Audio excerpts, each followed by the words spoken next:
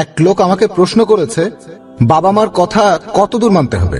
এখন তার ব্যাপারটা হলো সে একজন মুসলিম আর এক অমুসলিম মেয়ের সাথে তার সম্পর্ক। সেই মেয়েটা এখন মুসলিম হয়েছে। এখন লোকটার মনে হচ্ছে এভাবে প্রেম করাটা ঠিক নয়, এটা ভুল। মেয়েটা মুসলিম হওয়ার পর সে মেয়েটাকে বিয়ে করতে চাইলো, কিন্তু তার বাবা মা এটা মানছে না, যে মানুষজন তাহলে কি বলবে ইত্যাদি ইত্যাদি। এখন লোকটা বেশ বিপদে পড়ে গেছে, কারণ একবার নবী ইব্রাহিম তার ছেলে ইসমাইলকে বলেছিলেন স্ত্রীকে তালাক দিতে। ইসমাইল আলাইহিস সালামও তালাক দিয়েছিলেন। এছাড়াও পবিত্র কোরআনের একটা আয়াত বলছে তোমার বাবা মাকে উফ শব্দটাও বলো না। এখন সে যদি বাবা মাকে অমান্য করে সেই মেয়েটাকে বিয়ে করে যার সাথে তার সম্পর্ক আছে, এই পরিস্থিতিতে তার কি করা উচিত? ভাই প্রশ্ন করলেন যে বাবা মার কথা কতদূর পর্যন্ত পালন করতে হবে, আর আপনি বললেন যে এক লোকের সাথে এক অমুসলিম মেয়ের সম্পর্ক, সেই মেয়েটা ইসলাম ধর্ম গ্রহণ করেছে, কিন্তু লোকটার বাবা মা বলছে মেয়েটা তো অমুসলিম ছিল, এখন মুসলিম হয়েছে, মানুষ কি বলবে, তার বাবা মা তাকে বাধা দিচ্ছে। তারপর আপনি বললেন ইব্রাহিম আলাইহিস সালামের কথা, তিনি বলেছিলেন বলে তার ছেলে তালাক দিয়েছিল।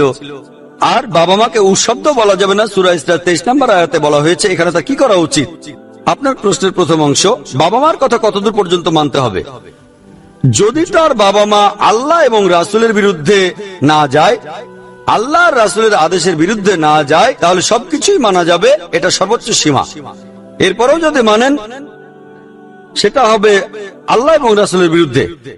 আর আল্লাহ স্পষ্ট বলেছেন পবিত্র কোরআনে, সূরা লুকমানের 14 নম্বর আয়াতে উল্লেখ করা হয়েছে, আমি মানুষকে নির্দেশ দিয়েছি বাবা মার সাথে ভালো আচরণের, ভালো ব্যবহারের। মা অনেক কষ্ট সহ্য করে সন্তানকে গর্ভধারণ করে, তার দুধ ছাড়ানো হয় 2 বছর বয়সে, অর্থাৎ তাদের কথা মানতে হবে। তবে এর ঠিক পরের আয়াতেই সূরা লুকমানের 15 নম্বর আয়াতে উল্লেখ আছে, যদি তোমার বাবা মা চেষ্টা করে তুমি যাতে আল্লাহ তাআলার পাশাপাশি অন্য কারো ইবাদত করো, শিরক করতে বলে, তাদের কথা মানবে না, কিন্তু তাদের সাথে সৎভাবে বাস করো।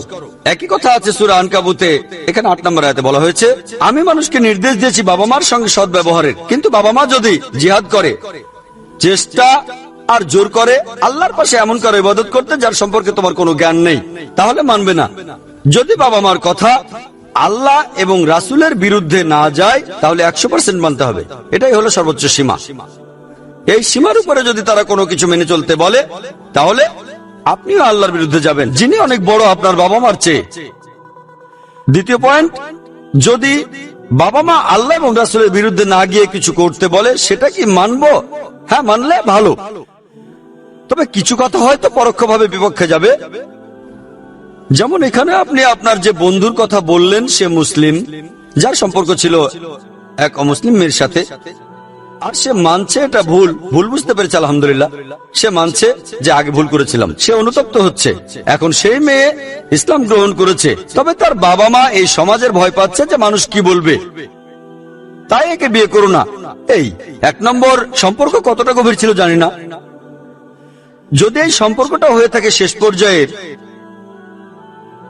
যদি তাদের মধ্যে দৈহিক সম্পর্ক থাকে, আর পবিত্র কোরআন আমাদের বলছে যে তাদের বিয়ে করো না যারা ব্যভিচারী বা ব্যভিচারিণীকে বিয়ে করো না,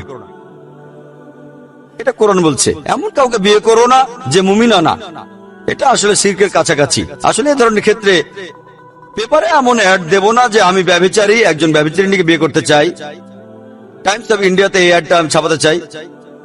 তাই যদি কোনো পাপ করি, মানছি এটা পাপ, তবে মেয়েটা এখন মুসলিম হয়ে গেছে, আমার মতে বিয়ে করতে কোনো সমস্যা নেই। 1 নম্বর পয়েন্ট। অথবা হতে পারে সম্পর্কটা হয়তো শেষ পর্যায়ের না, হয়তো তারা মাঝে মধ্যে এখানে সেখানে বেড়াতে যেত, এটা পাপ, সেও মেনেছে, এর মধ্যে কোনো ভালো কিছু নেই।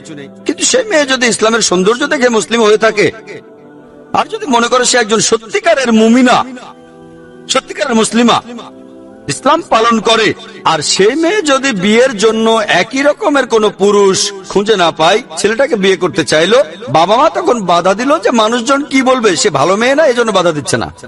আমাদের নবীজি বলেছেন যখন বিয়ে করবে, যখন জীবন সঙ্গীকে বেছে নেবে, সাধারণত মানুষ 4টা জিনিস দেখে। প্রথম হচ্ছে সৌন্দর্য, দ্বিতীয় সম্পদ, তৃতীয়টা আভিজাত্য, চতুর্থ হলো গুণ। সবচেয়ে সেরাটা গুণ। কেউ সৌন্দর্য দেখলে সেটা হারাম না, সম্পদ দেখাটাও হারাম না, আভিজাত্য দেখাও হারাম না, তবে এর মধ্যে সেরাটা হলো গুণ। তাহলে ভুল করার পরে এখন যদি সে বুঝতে পারে যে মেয়েটা গুণবতী, আর যদি সে তার বাবা মাকে বোঝাতে পারে যে এতে ইসলামের জন্য ভালো, সে যদি কোরআন আর সুন্নাহ মেনে তার বাবা মাকে বোঝাতে পারে সেটাই ভালো হবে, বাবা মাকে বোঝানোর চেষ্টা করে তাদের বিরুদ্ধে না গিয়ে সেটাই ভালো হবে। এখানে আসলে সবকিছু পরিস্থিতির উপর নির্ভর করে। এখানে বলা যায় না যে বিয়ে করবেই বা করবেই না। আর নবীর আদেশ নিয়ে যেটা বললেন, নবী ইব্রাহিম তার ছেলেকে বলেছিলেন নবী রাসূলের আদেশ তো মানতেই হবে, কারণ আল্লাহ বলেছেন আতিউল্লাহ ওয়া আতিউর রাসূল। এই যুক্তি এখানে খাটানো যাবে না। নবী নির্দেশ দিয়েছিলেন, কিন্তু প্রসঙ্গটা কি? এখানে প্রসঙ্গটা দেখেন, নবী ইব্রাহিম কেন তালাক দিতে বলেছিলেন সেটা আলাদা ব্যাপার। এখানে কি ঘটনা এক কিনা সেটা গুরুত্বপূর্ণ। তাহলে প্রসঙ্গ ছাড়া বলতে পারবেন না, আর উফ বলবেন না। হ্যাঁ, উফ বলবেন না, তবে বাবা মা যদি আল্লাহ তাআলার বিরুদ্ধে যেতে বলে তখনও উফ বলবেন না। উফ বলবেন না সুন্দরভাবে। এখানে চেঁচামেচি করবেন না, আল্লাহর বিরুদ্ধে যাব না, এটা ভুল। ভালোভাবে আল্লাহকে মানতে হবে, তোমাদেরও মানতে চাই, তবে আল্লাহর আদেশটা সবার আগে, তারপরে তোমরা। এইভাবে উফ বলবেন না, তার মানে এই না যে সবই মানবেন আপনি। উফ মানে বকাঝকা, এটা করবেন না। যতদূর পারেন মেনে চলেন, যদি আল্লাহ এবং রাসূলের বিরুদ্ধে না যায়। আমি কিন্তু বলছি না যে আপনার বন্ধু সে মেয়েকে বিয়ে করা উচিত। আমি পুরো ঘটনা জানি না, খুঁটিনাটি জিনিসগুলো জানি না, একটা জেনারেল উত্তর দিচ্ছি। যদি সে মেয়েটা ইসলাম গ্রহণ করে থাকে শুধু LBW-র কারণে, লাভ বিফোর ওয়েডিং, আর এভাবে শুধু নামকা অবস্থা মুসলিম হলো, বাবা মা বাধা দিল, ঠিক আছে, আমি বাবা মার পক্ষে। আর এখানে মা বাবা যদি ধার্মিক হয়, ইসলামিক মানসিকতার হয়, তাহলে বলবে না যে মানুষ কি বলবে। বলতে পারে এই মেয়েটা তোমার জন্য ম্যাচ করছে না। তাহলে মানুষ কি বলবে এটা এখানে গুরুত্বপূর্ণ না। মানুষজন বলে ইসলাম ধর্ম ভালো না, তাহলে কি আমি আমার ধর্ম ত্যাগ করে দেব? মানুষ বলে দাড়ি রাখা ভালো না, তাহলে কি আমি দাড়ি কেটে ফেলবো? মানুষ কি বলে সেটা বড় না, আল্লাহ এবং রাসূল যা বলেন সেটাই হচ্ছে বড়। বাবা মা যদি বলে এই মেয়েটা যাকে বিয়ে করতে চাও সে তো অমুসলিম, সে একজন মুশরিক, সেই কাজটা করেছে তোমার জন্য অথবা টাকার জন্য অথবা যে কোনো কারণে হতে পারে, সেটা ইসলামের কারণে না, সে নামকা অবস্থায় এটা করেছে, বাবা মা এইভাবে নিষেধ করলে ঠিক আছে। লোকটার এমন কারো কাছে যাওয়া উচিত যিনি এই ব্যাপারে জানেন, আলোচনা করে তারপরে সিদ্ধান্ত নেওয়া উচিত। আশা করি উত্তরটা পেয়েছেন। কোনো ভাই কি প্রশ্ন করবেন? আসসালামু আলাইকুম। ওয়ালাইকুম আসসালাম ভাই, ওয়া রাহমাতুল্লাহ। হোমিওপ্যাথি ওষুধ সম্পর্কে কি কিছু বলবেন? অনেক মুসলিমই মনে করে যে 99% হোমিওপ্যাথি ওষুধেই অ্যালকোহল আছে, সেজন্য এটা হারাম। এছাড়া মধ্যপ্রাচ্যের কিছু দেশে হোমিওপ্যাথিক প্র্যাকটিস নিষিদ্ধ রয়েছে, এ ব্যাপারে বিস্তারিত বলবেন? ভাই প্রশ্ন করলেন হোমিওপ্যাথি মেডিসিন সম্পর্কে বিস্তারিত জানতে চান। বেশিরভাগ মুসলিমই ভাবে এটা হারাম, 99% ওষুধে অ্যালকোহল থাকে। ভাই আমি যতটুকু জানি সেটাই বলি, যে হোমিওপ্যাথি ওষুধের মধ্যে, হোমিওপ্যাথির বেশিরভাগ ওষুধই এর মধ্যে অ্যালকোহল থাকে, হোক অল্প পরিমাণে বা বেশি পরিমাণে অ্যালকোহল থাকে। বেশিরভাগই, পার্সেন্টেজটা জানি না, হতে পারে 99 বা 95%, আমি জানি না। প্রায় সবগুলোই, কেউ হয়তো বলবে 99%-এর উপরে, কেউ বলবে 95%, যাই হোক, তবে বেশিরভাগ ওষুধে আছে। কেউ কেউ বলবে প্রায় সবগুলো, হোক 90 বা 95 বা 99% কিছু একটা, তবে 90%-এর বেশি এগুলোতে অ্যালকোহল থাকে। যদি কোনো ওষুধে অ্যালকোহল থাকে আর কোনো উপায় না থাকলে তখনই এটা খেতে হবে। যদি অন্য কোনো ওষুধ না থাকে, অন্য কোনো ড্রাগসে যদি জীবন বাঁচানো না যায়, অ্যালকোহল ছাড়া একমাত্র এটাই সুস্থ করতে পারে, শুধুমাত্র সেই সময় অ্যালকোহল মেশানো ওষুধ খাওয়া যাবে। আল্লাহ পবিত্র কোরআনে সব মিলিয়ে 4 জায়গায় বলেছেন।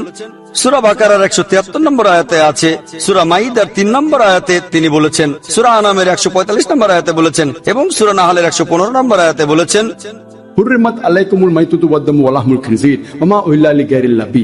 তোমাদের জন্য হারাম করা হয়েছে মৃত জন্তু, রক্ত, শূকরের মাংস এবং যে পশু জবাইকালে আল্লাহ ব্যতীত অন্য কারো নাম নেওয়া হয়। তাহলে এই 4টা খাবার নিষিদ্ধ, এ কথার পরেই বলা হয়েছে, তবে যদি তোমরা বাধ্য হও আর এসব খাও, আল্লাহ তো ক্ষমাশীল ও দয়ালু। আপনি না খেয়ে মারা যাচ্ছেন, তখন শুধু এই খাবারই পেলেন। আপনি হয়তো সাগরের মাঝখানে অন্য কোনো খাবার পাচ্ছেন না, জাহাজে শুধু শূকরের মাংস আছে, তখন আপনি সেই মাংস খাবেন, তবে পেট ভরে খাবেন না।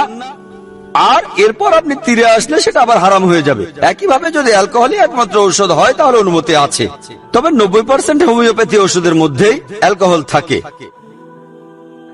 তাই এই ওষুধ আমরা সাধারণত খাবো না। যদি অন্য চিকিৎসা পদ্ধতি যেমন অ্যালোপ্যাথি বা ইউনানিতে কাজ না হয়, শুধুমাত্র হোমিওপ্যাথিতে সারবে, তাহলে আপনি হোমিওপ্যাথি খান, কোনো সমস্যা নেই। একইভাবে অ্যালোপ্যাথিতেও অনেক ওষুধ আছে, বেশিরভাগ নয়, তবে অনেক ওষুধে অ্যালকোহল থাকে। এখনকার মেডিকেল সায়েন্স বলে, আগেকার দিনে লোকে ভাবতো অ্যালকোহল সেরা দ্রব্য, এখনকার মেডিকেল সায়েন্স বলে অ্যালকোহল সেরা না, এর চেয়েও ভালো দ্রব্য আছে। আমরা মুসলিমরা সবাই যদি একসাথে বলি আমরা এমন ওষুধ কিনবো না, হোক অ্যালোপ্যাথি, হোমিওপ্যাথি, ইউনানি, যে কোনোটা, যদি ওষুধে অ্যালকোহল থাকে আমরা সেটা খাবো না, যদি না সেটা আবশ্যিক হয়। দুর্ভাগ্যজনক ভাবে আমরা মুসলিমরা আসলে ঐক্যবদ্ধ নই। পৃথিবীতে মাশাআল্লাহ প্রায় 130 কোটি মুসলিম আছে, আমরা অনেক বড় মার্কেট। আর ফার্মাসিউটিক্যালস কোম্পানিরা তারা যে কোনো কিছু করবে। এখন অনেক পারফিউম আছে যেগুলো অ্যালকোহল ফ্রি পারফিউম, এটা কি জানেন? পারফিউম কোম্পানি মুসলিমদের জন্য, made in France, made in Switzerland, alcohol free. Japan compass বানিয়েছে মুসলিমদের জন্য, কিবলা ডিরেকশন। তাই মুসলিমরা একত্রিত হয়ে যদি বলে অ্যালকোহল মেশানো ওষুধ খাবো না যদি না আবশ্যিক হয়, যেমন অপারেশন করতে গেলে তো ক্লোরোফর্ম দেবে, এরকম হলে তো সেটা নিতেই হবে। এমন হলে এগুলো খুব সামান্য ঘটনা, তাহলে আমরা একত্রিত হলে আরো ভালো অবস্থানে থাকবো আর ইসলামের নিয়ম প্রয়োগ করতে পারবো। এমন ওষুধ খাবো যেগুলোতে অ্যালকোহল নেই সাধারণত। আশা করি উত্তরটা পেয়েছেন।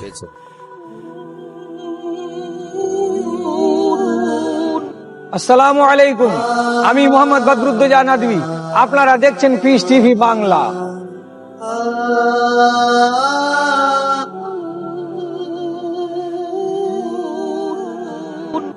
হ্যাঁ ভাই, ভাই, অনেক মুসলিম দ্বিধায় আছে যে কিংফিশার এয়ারলাইন্সে চাকরি করা উচিত হবে কিনা, এ ব্যাপারে বলেন।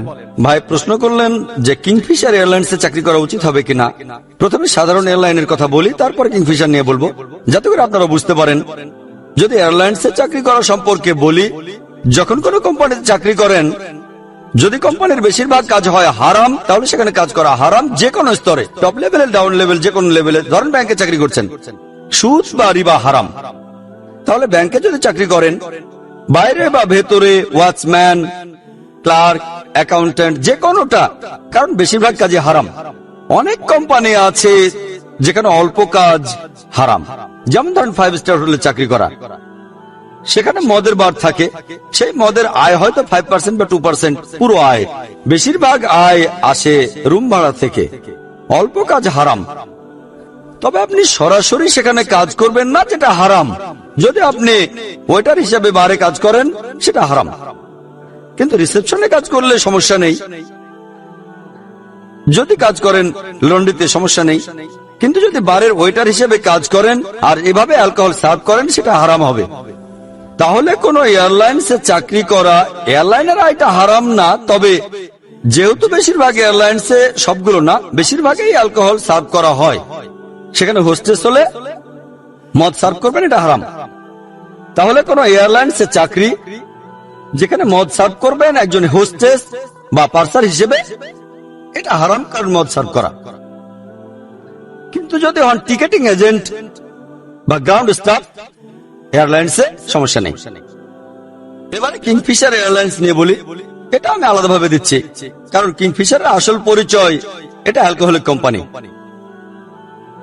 এদের ব্যবসা অ্যালকোহল নিয়ে। তাহলে কিংফিশারের চাকরি যেটা মদ বানায় সেটা হারাম। এখন কিংফিশার এয়ারলাইন্সে চাকরি করা যাবে কি? এখানে আমরা ভালোভাবে দেখব যে এটার উদ্দেশ্য কি, এটাকে মদকে প্রমোট করার জন্য। কারণ এখন অনেকেই সারোগেট অ্যাড দেখায়। ইন্ডিয়ার আইন অনুযায়ী অ্যালকোহলের অ্যাড দেখানো যাবে না নিউজ পেপার বা টেলিভিশনে। তারা কি করে? সারোগেট অ্যাড দেখায়। সারোগেট অ্যাড মানে পরোক্ষভাবে।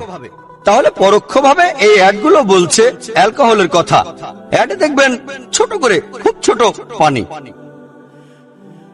তবে অ্যাড আসলে অ্যালকোহলের। এই হলো সারোগেট অ্যাড। সারোগেট মানে টেবিলের নিচ থেকে। কারণ যেহেতু অ্যালকোহলের অ্যাড দেওয়া নিষেধ, ধরেন আপনার একটা ম্যাগাজিন বা পেপার আছে, সেখানে এমন অ্যাড নেওয়া হারাম। বলতে পারেন না যে অ্যাডটা তো আসলে পানির উপরে। লিগালি ইন্ডিয়ার সরকারের অনুমতি দেবে, কিন্তু ইসলাম অনুমতি দেবে না। এবারে এই এয়ারলাইন্স এর ব্যাপারে বলি, আমি জানি না কিংফিশার এয়ারলাইন্সে অ্যালকোহল প্রমোট করে কিনা, তবে এয়ারলাইন্স এর যে অ্যাডগুলো সেগুলো একই রকম। কিংফিশার তো অ্যালকোহল বেচে, আর আমি এ ব্যাপারে নিশ্চিত কিংফিশার মদই সার্ভ করা হবে। সেখানে এয়ার হোস্টেস বা পার্সার, জানি না সেখানে মদ সার্ভ করা হবে কিনা, আমি এটা জানি না, তবে অ্যালকোহল সার্ভ করলে চাকরিটা হারাম।